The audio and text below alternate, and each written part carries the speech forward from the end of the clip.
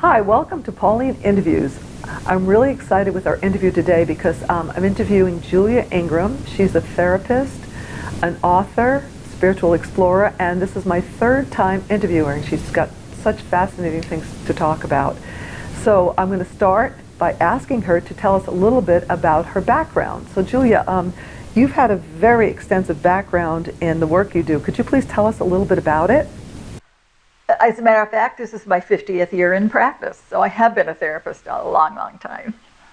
So I got my master's degree in counseling psychology in 1968. And you want a thumbnail of my career? Sure. You have I told you, you have a great life. You've done great things. It's been exciting. Well, let's see if I can remember where I went from here to there. So Okay. Right out of graduate school, I worked at a school that had a unique and experimental program on working with children that were hard to control in the classrooms. So it was called the Engineered Classroom. And my job was to support the teachers, the kids, and the families of those students that had been like expelled from school, or they just seemed like troublemakers to people, but really they were problems with attention and focus, and we call them ADD probably these days, and give them some medication. But we were doing wonderful work there, so that was lovely.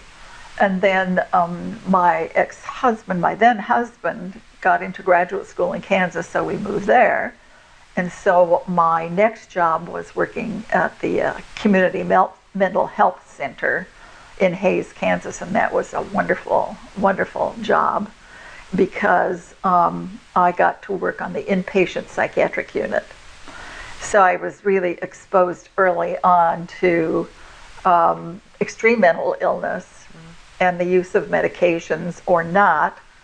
And this was a highly funded program, so there was lots of training. So I got training in hypnosis, group therapy, testing, psychodrama. It was really a very cool time to be starting a career. So did that for several years, and then moving to Portland. Do you remember when? Let's see, Sarah, 1972. I think about when my children were born. I worked for a man who did psychological evaluations for workers' compensation. So that was really a fascinating opportunity to learn the psychology of injury and the psychology of identification. If you identify entirely with your work and then you cannot do that work, what happens?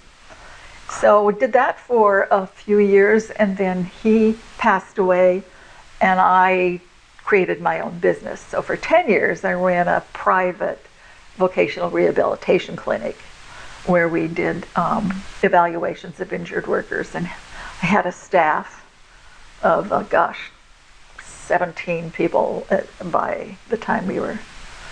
So we had a psychiatrist on call, and I had very good success with helping people get back to work and restore their identities. And then I went to a self-improvement program called The Pursuit of Excellence. It was sort of like EST, or the Forum, one of those confrontational kind of programs, and they were doing something they called a closed eye exercise. It was really just close your eyes, go inside, and go to a sacred place, and you will have teachers appear and all of that stuff. And people around me were like crying with, "Oh my God, it's so beautiful, and my grandmother is here, and they're being handed a key," and stuff like that. And I couldn't figure out how to do it. I did not know what visualization was. Now that seems very strange, I'm sure, but I didn't know how to look inside. I was looking outside, which a lot of people do. And I was frustrated. So somebody said, "Well, you do hypnosis, would that help? And I said, well, maybe. I'll, probably, yeah. So I called this guy's, don't remember how I got his name. And his secretary said, do you want to stop smoking, lose weight, improve your golf game, or have a past life regression? Aha! Now, is that the first time you heard about past life regression? Pretty much. Maybe I'd heard of it, but I'd never thought about doing it. And so I thought, well, I've been curious about reincarnation. I've been curious since I read about Bridie Murphy or saw that Barbra Streisand musical called On a Clear Day, You Can See Forever. So that's what I signed up to do. And as soon as I went into the hypnotic trance, I was so visual. I mean, I could see. Uh-huh. And what I saw was shocking to me. What did you see? I saw myself as a little boy weeping beside my mother's grave. Oh. And when he asked what had happened, I said my father beat her to death because she didn't make the fire right or something like that. And so as we all do, we take the person where they start in the regression and then move forward, next event, next event, next event. And the story that unfolded was I was a male, and the location was now a modern day Jordan, and near those beautiful pink cliffs called near Petra. Mm-hmm. And when he asked me the day, he said it was 1830 BC. Wow. And so, and you know, you're hearing yourself answering those questions. And where are they coming from? And the question you're asking yourself is, where is this coming from? At one point I said, I'm smelling smoke. Is there a fire in the neighborhood? And he said, no. And then I realized that there was a fire happening in my past life. So it's even that sense of smell, which is kind of rare. Mm-hmm. But it probably helped me believe that I was not making it up, because you can't make up something like that. Mm-hmm. I had 4 wives, common practice as I became wealthy, and then I became the governor of the community. My youngest wife was fragile and my favorite. And when he asked, is that a soul that you know in your present life, I realized that was my son, and that I worried often about my son. Mm-hmm. And then I was assassinated. Someone threw a spear through my back. He says, is that soul familiar to you? And I said, that's my mother-in-law. How is that your mother-in-law? How was it my mother-in-law? Yeah, how is it? Is she a pain in your back? Well, my mother-in-law was very difficult. Oh. In my present life, my mother-in-law was very difficult. So you're hearing 2 things. You're hearing I'm reporting a past life story, but it's also connecting with my present life in perhaps real ways or perhaps symbolic ways. Mm-hmm. So that's how I died. Oh gosh! And it was actually during the time that I was really super active in the community because of the Gulf War. Mm-hmm. And something in me really clicked. There's some switch just. So because you were murdered, or you had an aversion towards what was going on with the war. It was the leadership piece. Oh. There was the leadership piece because my mother was abused by my father.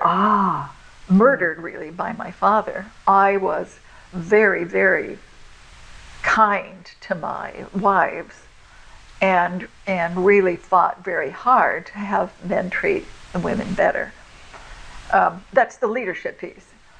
So when I came out of that trance, I said, I think I have been a leader forever. Because when there's something that bothers me enough, I have to do something. And So during the Gulf War, I joined the anti-war movement and That makes sense. helped plan the rallies, and they asked me to MC the rallies. So I was not only helping organize them, but I was out there, like speaking. And so it sort of is a snapshot of my present life. The pieces all kind of fit together. And yet I also knew that I was reporting something that did happen to me.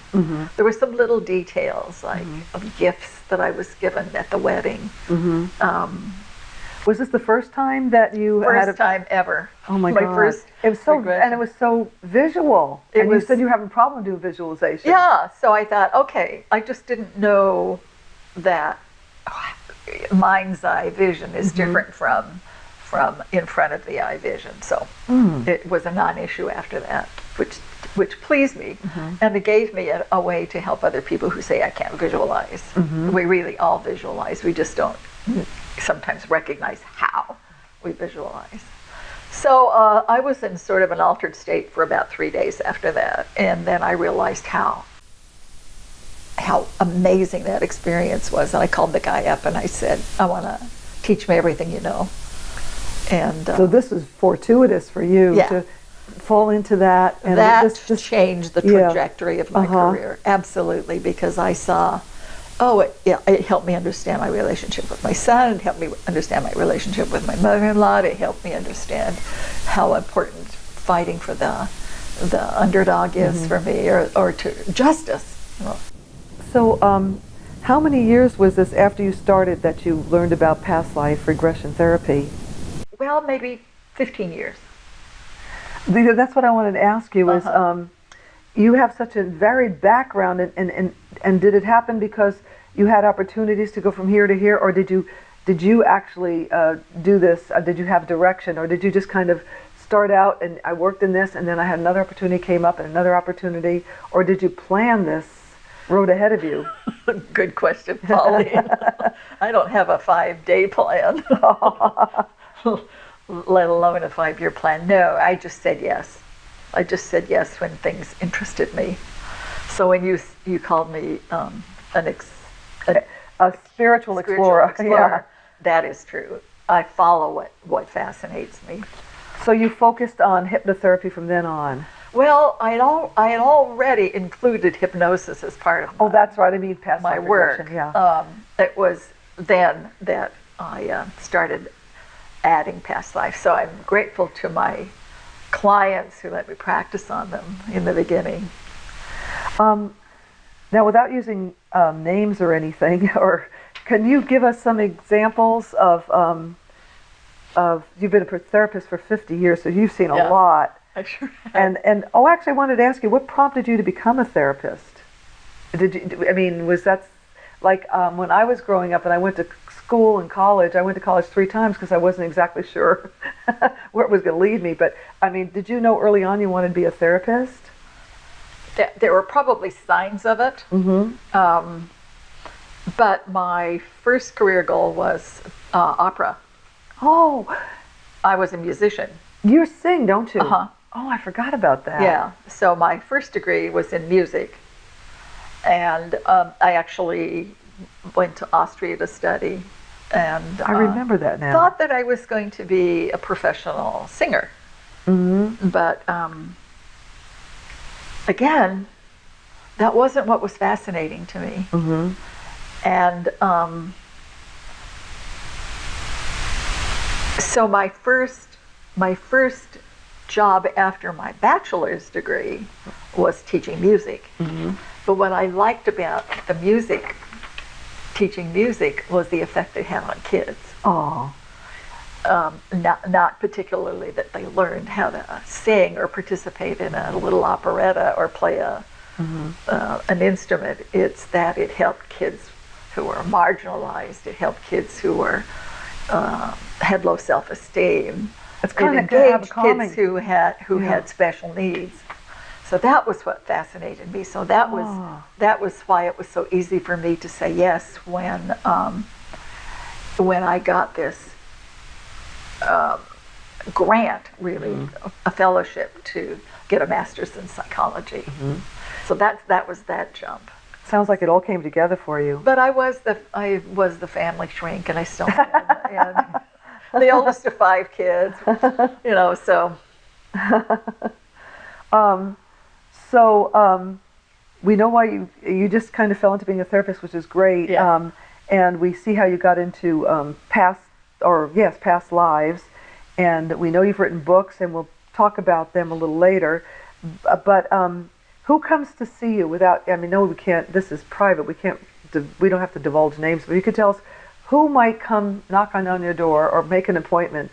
What kind of therapies do you do for? I don't mean to do therapies. I mean, what kind of people do you help? I mean, why would somebody come to you? Yeah. Many good reasons, but yeah. The word of mouth people who come to see me are those, I think, that have been recommended by clients who've had mood disorders. So for the most part, anxiety, depression, phobias, and present life trauma. Mm-hmm. So it isn't just past lives that I focus on. And I don't even, these days, the percent of past life regression to present life trauma is probably like 2/3 present life trauma. Wow. And 1/3 past life stuff. Mm-hmm. When somebody decides they want to have a past life regression, they just Google past life regression in Portland, and up pops my website. So a lot of people just find me because, first of all, they're inspired to want to find out about a past life. So do sometimes people just want to come in and find out about a past life? They don't really have an issue, but they're just curious about what they were in another lifetime? For some people, it's on their bucket list. I've heard that. Yeah, or they'll have this stuck place or this ongoing issue that they just cannot figure out where it comes from, and then they'll think, well, maybe it came from a past life. We in the culture joke about that. We say it must have been a past life. Yeah. There's something in the collective that, while I think they might be making a joke, I think there's also this intuitive knowing that this isn't the only life that we have. It doesn't make any sense. Well, I know in some it's the only one. Really, yes, but we're here in this country. I mean, this society, we're not like the people in India or China that especially India, that past lives is a part of their culture. Do you think it's becoming more a part of our culture? Well, there are surveys that suggest that certainly more than half of Americans believe in reincarnation. So that astounds me. And I think there's a subtle difference, or maybe not so subtle difference, between people who believe in reincarnation and those that believe in past lives. So maybe a Buddhist way of thinking about it is that our consciousness does continue, but not necessarily that we have a distinct lifetime. It's more qualities or the karma of we've sowed seeds of goodness and we've sowed seeds of badness, and we're stumbling towards something. If a person comes in with a problem, is there a typical amount of time it takes from start to finish for them to get some kind of a healing? Well, of course, that absolutely depends on the problem. Yeah. Well, could you say from like your quickest one to heal and your longest time one to heal? Quickest are 1 session. You could do it in what session? Yeah. Can you cure my tongue right now? I never promise that. I don't put that on in my advertising because there becomes an expectation that there's some sort of miracle that happens in hypnosis. Did you have somebody who was really tough, and how long might that have taken to help that particular Well, there person? are some people who are not satisfied with just curing one thing, but really want to do in-depth work. And they might work with me for 2 or 3 years. I would say, on average, people benefit a lot from maybe 2 or 3 months of weekly work on any given issue. And would they come once a week or? Mm-hmm. Okay, once a week. Once a week is best. Uh-huh. Do you have people coming from all over? You know, in the mid 90s and into the 2000s, when my first book, The Messengers, Right. hit the bestseller list. You got popular. People were coming from You got all really over. popular. Yeah. I mean, you know, one man came from Japan just to work with me. So I have worked with people from all over the world. I'm just going to ask you a few more questions because I want to talk about your books too in another segment. Okay. But, well, how do you know people need help? Might somebody come to you and you may realize they really don't need help, or I don't know how to frame that. What Here's the symptoms deal. do they? I don't need to know anything. Okay.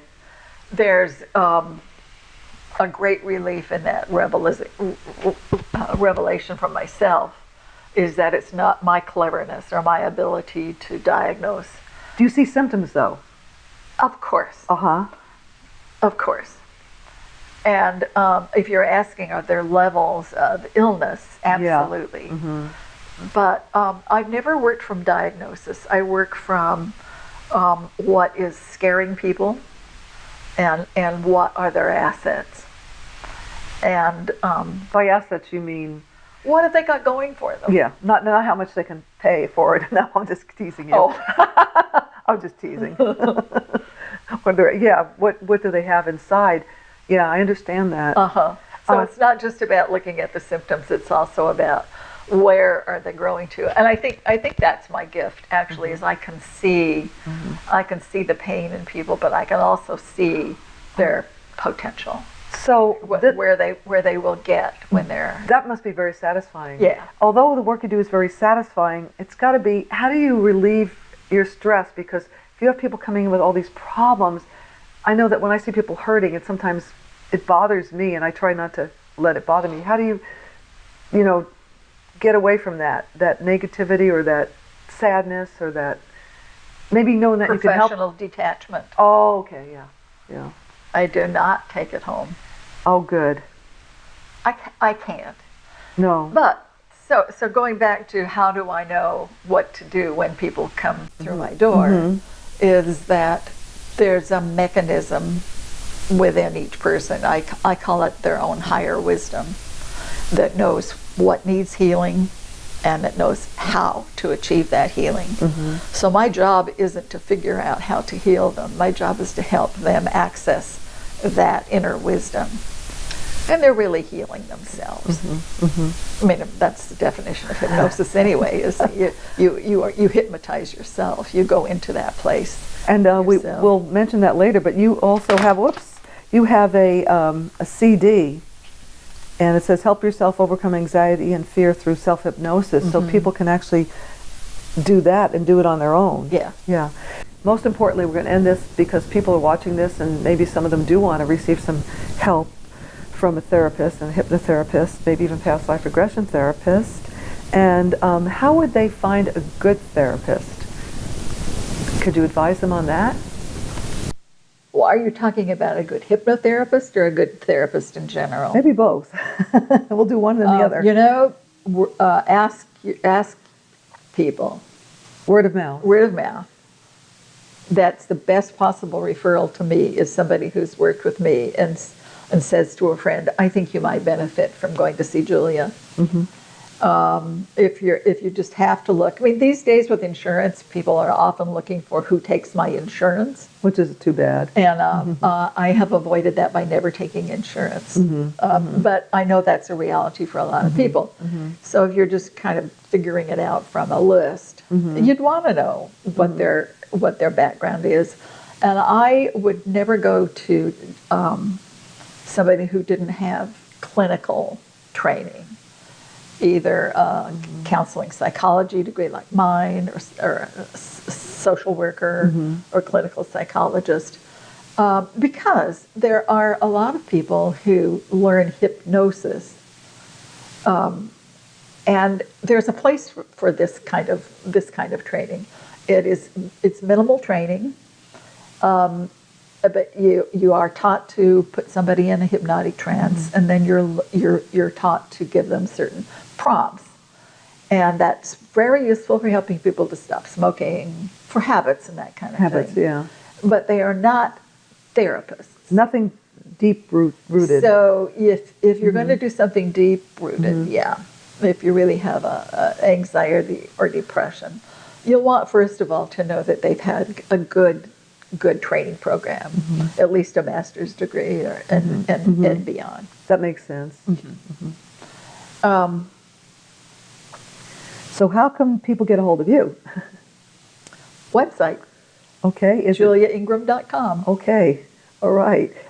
So we've talked a long time, but is there anything that I didn't ask you that you would like people to know about, kind of work you do, or anything on hypnotherapy? Or we'll talk about past lives when we get to your book, but they don't need to be afraid of it. Like some people, they see these old movies and they see people being hypnotized and they get nervous. They think that they're going to lose their willpower, or what's Like Manchurian Candidate. Yeah. Stuff. Oh wow, I love that like movie. the take over your mind, or make you do something. But that is not possible. hypnosis is just a form of focus, isn't it? Well, it is also a state of suggestibility. That's the reason it's so powerful, is that we do, the people who get the most benefit are those who are open to suggestion. And the people who struggle the most are those that are like that, too afraid that they might be manipulated. Okay, that leads me to another question I didn't want to ask anymore, but have you ever got anybody in here who was so resistant that you couldn't help them? I would not ever use that word. Okay. I think resistance is about timing. I think everyone can do this, but it depends on how much they trust the hypnotherapist. And I believe that trust needs to be earned in some cases. The reason for the word of mouth thing that works so well is that you're kind of pre-screened. You know, someone else has already worked with me. It's been useful. They believe in me, so you'll come in with that. You help my friend. You can probably help me. That makes them open to suggestion. So there might be have been a few people that were so frightened about it, or maybe had some religious training that made this seem like wrong. And so that's taken a little longer to gain their trust. And once in a while, if I've tried a few things and it still doesn't work, I can switch to giving them a reading. From a past life. A past life reading. Yeah. So I think I know the answer to this. If you've been doing it for 50 years, so you have no regrets on the career path you've chosen, right? Oh, no. You mean instead of being an opera singer? Well, that would have been a nice thing, too. No, I think not. I am very glad that I didn't choose that path. I can still sing. And I can enjoy it. And I enjoy it very much. I'm jealous because I sing, but not opera. Oh, I come from a musical family, so we all sing, and we sing when we get together. It's lovely. That's cool. So you asked me about did I deliberately plan to have this kind of career? And I'd say I did not consciously, but I believe very strongly that my guidance led me right to here. And we're glad they did. So we're going to wrap this up because I want to do another interview with you because you're an author and you wrote a very fascinating book, and we'll talk about that in part 2 of Pauline Interviews Julia Ingram. Thank you, Julia. I always love interviewing you. You're a fascinating woman. Thanks for watching, folks. Thanks for watching Pauline Interviews. See you again soon.